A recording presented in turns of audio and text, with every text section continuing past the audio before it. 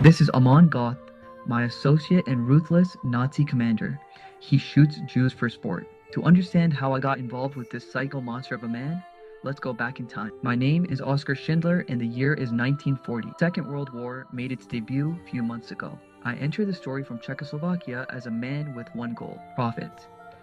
In this scene, I showcase my charming and glamorous nature, using my Nazi Party member status purely for my own convenience to befriend hierarchy Nazi commanders. To me, war is a business opportunity, a chance to climb socially and financially. I bribe officers, buy influence, and surround myself with luxury. At this stage, I have no interest in morality. I want a factory, cheap labor, and the status that comes with supplying the German military. Itzhak Stern, my Jewish accountant, begins placing Jewish workers in my factory to save their lives. I barely even notice. To me, it's efficient labor, nothing more. But then, the facade cracks. When the SS liquidates the Kraków Ghetto, I witness the brutality firsthand. I watch soldiers shoot families in the street. Then I see her, the little girl in the red coat wandering alone through the chaos. At that moment, I'm not thinking about politics or profit. I am staring at innocence being destroyed. And when I later see her body on a cart of corpses, the transformation begins. The next version of me is born from guilt and horrors of self-condemnation. A man still wearing the uniform of privilege, but no longer blind to the horror around me. I begin using the tools I once used for profit: charm, bribes, connections, but now they serve a different purpose: saving lives.